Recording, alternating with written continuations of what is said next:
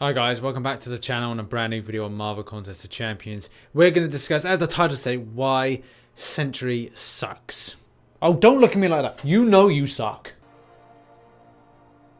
Oh, don't be like that. You know, it's like, it's not your fault. It's Kabam's fault. Oh, and I bet you haven't seen a Marvel Contest of Champions YouTuber do that before. So, hey, score one for me.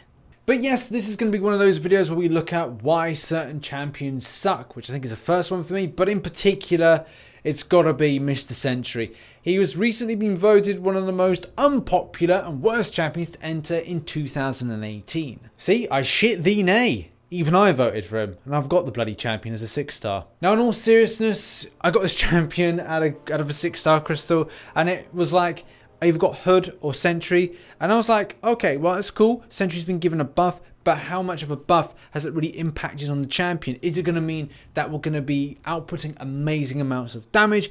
Am I going to be able to, and this is a good benchmark, able to smash through Winter Soldier like butter through a knife, or knife through a butter, knife through a butter?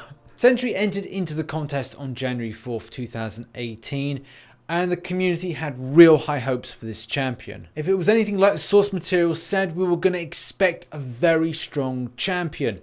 Especially the other thing is that this character may even be in the next Avengers film.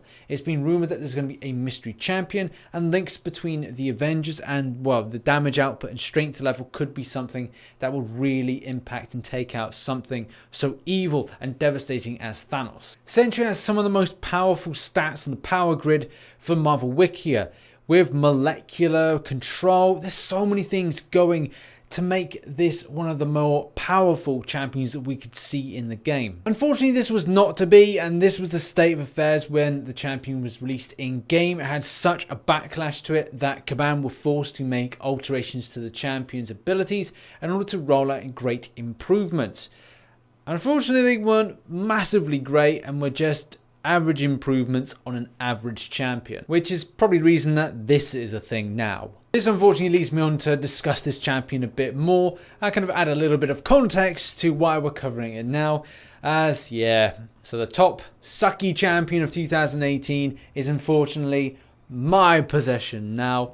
But I do see some positives initially that I can use this for Arena, and that is again one of the main reasons. Now what I want to do is add a bit of context. This video is not going to be like some sort of opinion piece. Look at the good, the bad, the ugly with this particular champion. And yes, he's not awakened, but it's not a great improvement if he is indeed awakened. Having that thing like indestructible and the improvements to reality warps aren't exactly screaming of, yes, I really want to use an awakening gem on a character quite like this. What initially drew me to the character was Furies and armor breaks, but if you say compare that off with other champions like Medusa that utilizes armor breaks as well as Furies to some devastating effects, if we draw a comparison against damage output, then this is a resounding sucky, suck. And even though Medusa isn't actually technically on the power grid as a strong champion, you think from a crossover perspective, a champion or character like this would be like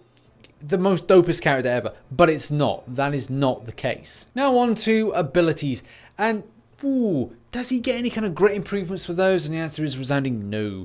We've got this kind of weird concept about combos. As soon as you reach a 40 combo, then you get something, then it like interacts with all these things here. And it's like, yeah, okay, that's cool, but it's overcomplicated for something that doesn't output quite as much. And yeah, from time to time, I did get the tasty crits, which were anything between about 6 to 10k, but they don't come around quite as much as you'd like, which then makes you just go, I'm hungry for more from a champion that I think from source material and kind of character development would damage output like a boss. My initial thought was, hey, is this more of a defense champion, like Alliance Wars defense type champion, with the way that the signature ability is kind of situated, and some of the things like the unblockable side of things with some of the reality warps type stuff? Well, no, definitely not at all. It leads me to the conclusion, like, where does this champion chart in people's rosters? Is it an offensive champion for some? Is it a defensive champion for some? Are people not using this champion whatsoever? And it makes me kind of think, well, the popularity side of things, if we have a poll that says that this champion is one of the most unpopular and is voted such, and they've even buffed it once, Jesus Christ, you know, you gotta pull your finger at Kabam. You gotta do something about this champion. Having a synergy that is based on armor with the Avengers, and then obviously Void, which does help to a degree with the attack side of things, and having Hulk as well, that's about crit rating. It's not exactly improving the damage output of the champion. Crit rating, possibly, a little bit. Not a huge amount though. And the Void thing with improving the attack rating, yeah, okay. That's sort of fine. But would you use him as a main quester? The answer is no. So I put together a team for Realm of Legends grind, and just did the first Winter Soldier, as you do.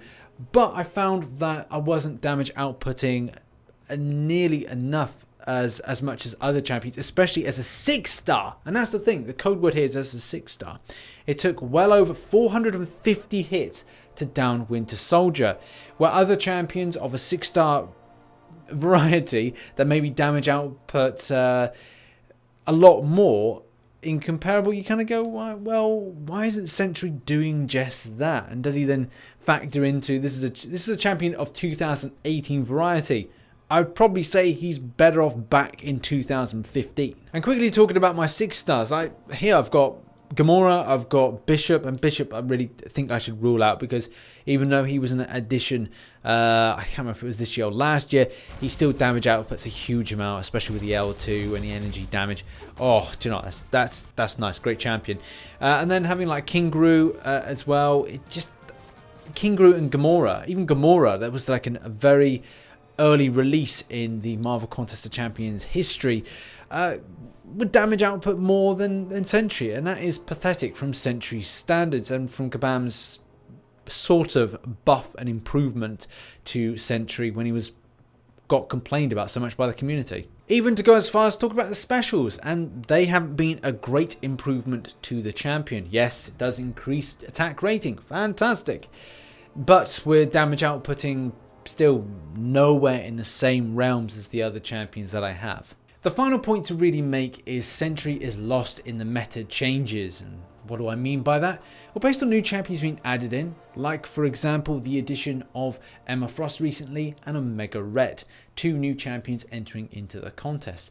Emma Frost is more of a defensive champion and used for things like alliance wars. Defense, she has some applications for offensive, but she doesn't damage output not nearly enough as Omega Red. Omega Red has amazing damage output potential, especially with debuff effects. You could even say that this could be comparable, Sentry comparable, to Proxima Midnight, based on brute force and damage outputting a huge amount. The same thing could be said as well for a champion like Captain America Infinity War. But Sentry is lost in that field, in that he doesn't factor into a great defender and a great offensive champion. With all that being said, it was okay playing with him in Realm of Legends, especially kind of doing the Winter Soldier grind, though I did think that having to do well over 400 hits with a 6-star champion is a little bit pathetic. Especially with the other ones that I've used in the past, being able to at least take down Winter Soldier in less than 300. And it is disappointing to see such a rich source material not being well utilized to then make a really powerful champion. And I really would hope that Kabam could look at this champion again in the future if they're thinking about buffing any current champions on the list. I've spent a bit of time playing around with the champion, and I have used him from time to time in map 5 Alliance Quest grinding, and I find him all right. I just don't feel that that's a champion that I'd like to keep in that spot, and we'll probably bump him off to bring Rogue back in because I love Rogue.